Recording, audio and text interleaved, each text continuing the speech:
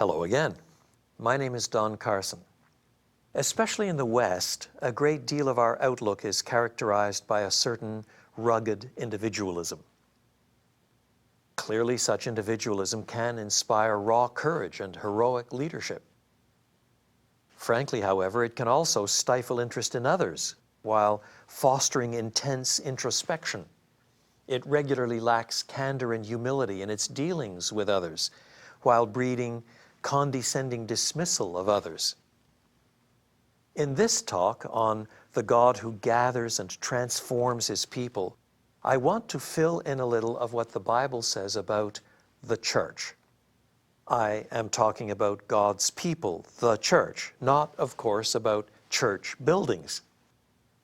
The Bible readily talks about God's love for the church, about the church as an organism, a body, about how the church stands out as different from the world while bearing witness to the world and deeply concerned for it. The church is the only human institution that goes into eternity. While many today speak of how their brand of spirituality really doesn't need the church or any form of organized religion, the God who is there in the Bible presents a startlingly different view of the church for which His Son shed His life's blood. In one of his more recent books, the articulate and very interesting atheist and critic of Christianity, Christopher Hitchens, God is not great, how religion poisons everything, argues that the whole record of religion, all religion, is toward war and hatred and strife. Whether the Protestant Catholic strife of Belfast in recent decades, or Beirut between historically Christian and historically Muslim heritage, or Belgrade, or Baghdad, or Bombay, all around the world, religion poisons everything. It has to be said that there's some truth to the charge.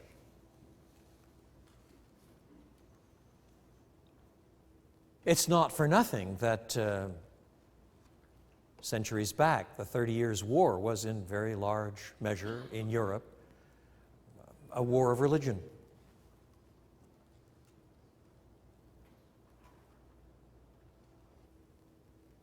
The reason why there's some truth to the charge is because one of the things that religion does, all religion, is transcendentalize issues. That is, it ups the ante by making the issues important. Today, the current round of dominant terrorists are from Islam. And undoubtedly, they would like to see Islamic culture in place and have a bigger share of the financial and cultural pie and influence in the world and so on. But what transcendentalizes their beliefs is their conviction that they represent the mind of God Himself.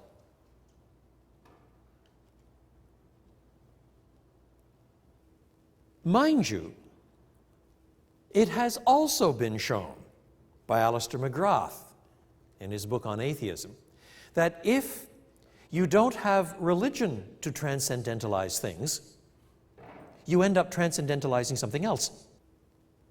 In other words, the transcendentalizing is not merely a function of religion, it's a function of human desire to control. So in the 20th century, for example, the great movements of Nazism and Stalinism were not religiously driven movements. Sometimes in Nazism, the parties claimed a certain kind of background in Christianity. But in point of fact, what drove the two movements? Well, on the one hand, it was the transcendentalizing of the state.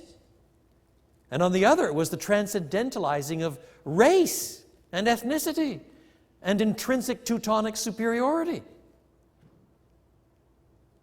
So it's not as if religion poisons everything and everything else is good. The century of the greatest bloodshed, the 20th century, was a century in which it was not religious movements that caused all of this. You don't lose 1/3 of the population of Cambodia because of Christianity, but because of communism.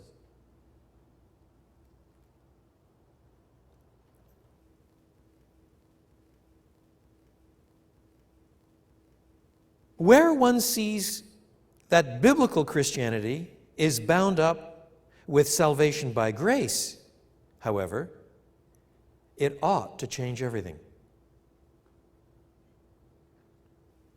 Tim Keller in New York writes, "Belief that you are accepted by God by sheer grace is profoundly humbling.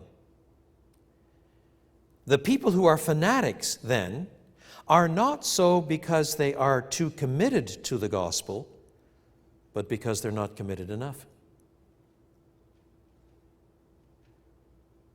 If you get just a certain kind of superficial quantity of Bible, gospel, Christian heritage, and become convinced that it's the best and everybody else must have the best too, then it's not going to be too long before you have some new crusades.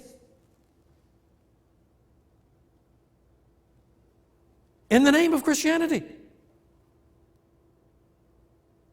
On the other hand, if you really do drink deeply from what we have been seeing the Bible is about as we work through the entire text, and see that finally our hope is in grace, not because we're stronger or better. We're never more than poor beggars telling other poor beggars where there's bread.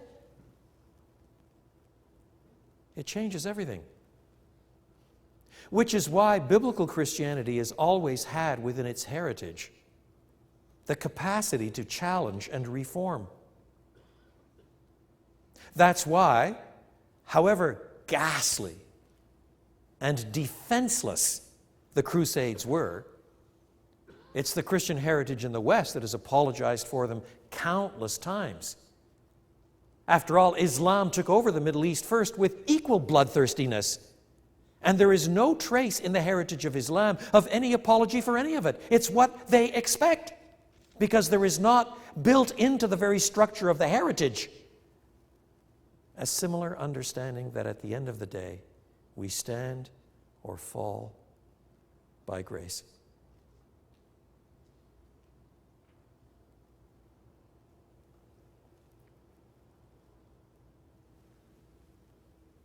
Thus, the slavery that was enacted and developed in the West was also eventually destroyed by Christians who were trying to become more biblical and challenged everything. Thomas Sowell, himself by his own confession not a Christian, analyzes what takes place under Wilberforce and similar movements in Great Britain until first the slave trade across the Atlantic, and then eventually slavery itself is abolished in the empire. And he notes that what drives it is simply a Christian concern to do what is right before God, since we all stand under His wrath and are in need of His grace. Do you know that when slavery was finally abolished, the British government undertook to pay all the great sugarcane farmers of Jamaica and elsewhere under the British Crown, to pay the price of the slaves to free them?